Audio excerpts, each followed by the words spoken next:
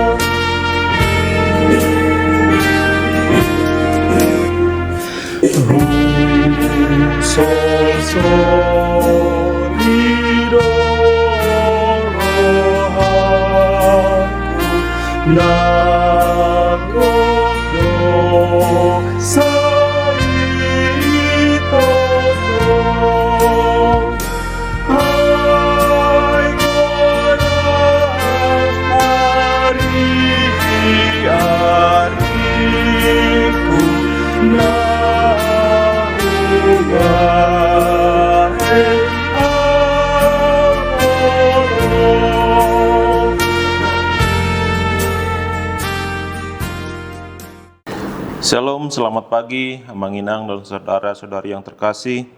Bertemu lagi kita di Renungan Harian HKBP Bandung Reformanda, Selasa 16 Juni 2026. Sebelum kita memulai renungan kita di pagi hari ini, mari kita terlebih dahulu berdoa. Allah Bapa yang bertata di dalam kerajaan surga, kembali kami mengucap syukur kepadamu Tuhan, atas berkat dan karunia yang kami terima di pagi hari ini Tuhan. Engkau memberi hari yang baru kepada kami, dan sebentar lagi kami akan mendengarkan firman-Mu Tuhan. Kiranya Engkau yang memberi hati dan pikiran yang terang kepada kami, supaya firman-Mu yang akan kami dengarkan, kami pahami dengan jelas. Kami berdoa di dalam nama Tuhan Yesus Kristus. Amin. Sebagai nats renungan kita di pagi hari ini, tertulis di Joel 2 ayat yang ke-13. Saya akan bacakan untuk kita. Koyakkanlah hatimu dan jangan pakaianmu, berbaliklah kepada Tuhan Allahmu, sebab Ia pengasih dan penyayang, panjang sabar dan berlimpah kasih setia, dan Ia menyesal karena hukumannya. Sebagai tema renungan kita, berbaliklah kepada Tuhan. Bapak, Ibu, dan saudara-saudari yang terkasih, pada zaman Joel ini bermacam-macam belalang menerbu dan tidak menyisakan satupun tanaman di dataran Palestina. Hama belalang menimpa seluruh negeri sehingga tumbuh-tumbuhan rusak karena serangan ini. Ini menjadi bencana nasional. Nabi Joel memperingatkan bahwa serangan belalang ini merupakan hukuman Tuhan sebagai dampak dosa-dosa yang diperbuat oleh manusia. Joel pun mengingatkan umat Israel akan kedatangan hari Tuhan. Itulah sebabnya Nabi Joel terkenal dan dikenal sebagai Nabi Hari Tuhan. Ditimpa bencana hama belalang saja sudah mendatangkan penderitaan dan kengerian yang teramat dahsyat. Apalagi jika hari Tuhan yang sesungguhnya itu datang, pasti akan jauh lebih dahsyat lagi. Bagi orang percaya yang setia dan taat melakukan kehendak Tuhan, hari Tuhan itu akan menjadi hari kelepasan dan penuh sukacita. Dan Ia akan menghapus segala air mata dari mata mereka, dan maut tidak akan ada lagi.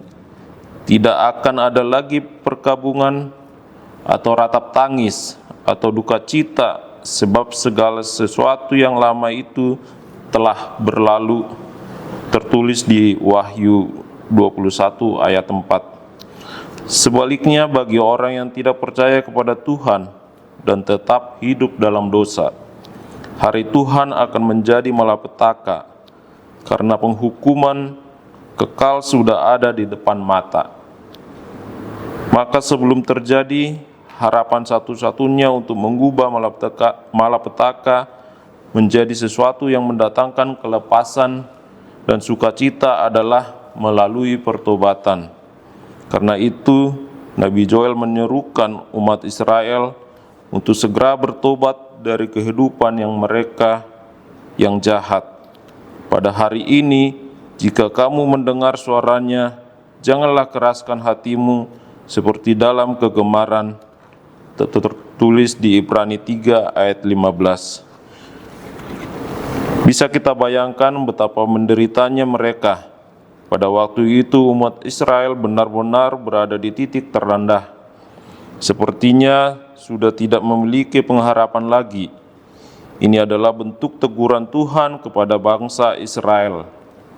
Tuhan mengizinkan penderitaan dialami oleh bangsa Israel bukan berarti Tuhan tidak mengasihi atau berlaku kejam, tetapi supaya mereka segera sadar dan bertobat. Jadi Tuhan selalu memberi kesempatan kepada bangsa Israel untuk bertobat. Mungkin saat ini kita sedang mengalami hal seperti bangsa Israel. Jangan langsung protes dan menyalahkan Tuhan. Hal pertama yang kita lakukan adalah koreksi diri. Mungkin ini akibat dari kesalahan dan pelanggaran yang kita perbuat. Langkah terbaiknya adalah secepatnya datang kepada Tuhan dan memohon pengampunan darinya. Maka Dia akan mengampuni dan memulihkan hidup kita. Dari firman Tuhan ini kita belajar dua hal. Pertama, sebagai hamba Tuhan dan orang percaya, kita semua punya tanggung jawab untuk menyerukan pertobatan. Dalam hal praktisnya, kita harus berani menegur, menasihati siapapun kalau kita melihat apa yang dilakukannya salah. Kedua, sebagai orang percaya, Tuhan mau kita bertobat dari setiap dosa-dosa kita. Setiap saat kita harus menyadari kesalahan kita dan berbalik kepada Tuhan. Ayat ini bukan sekedar panggilan agama yang bersifat lahiriah, melainkan undangan untuk mengalami anugerah, belas kasih, dan kasih Allah yang tidak berkesudahan. Nabi Joel mengingatkan kita, pertobatan yang sesungguhnya bukan sekedar ritual jasmaninya, terlebih penting perubahan sikap dan perilaku kita. Tuhan Yesus memberkati. Amin. Mari kita berdoa. Ya Tuhan Allah yang penuh belas kasih, ajarlah kami Tuhan menghitung hari-hari kami ketika kami sering berbuat dosa, dan kiranya Engkau menyadarkan kami supaya kami mengakui dosa-dosa kami dan kami mau bertobat. Inilah doa permohonan kami Tuhan, kami panjatkan di dalam nama Tuhan Yesus Kristus. Amin.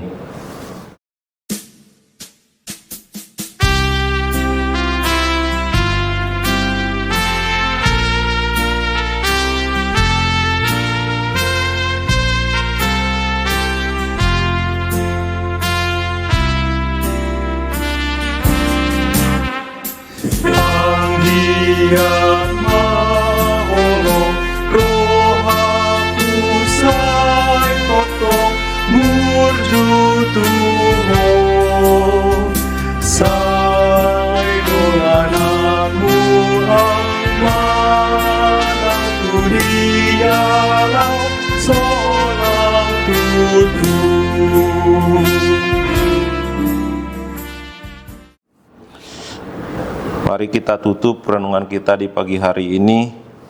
Kita berdoa yang diajarkan Tuhan Yesus kepada murid-muridnya. Doa Bapa kami. Bapa kami yang di surga, dikuduskanlah namamu, datanglah kerajaan-Mu, jadilah kehendak-Mu di bumi seperti di surga.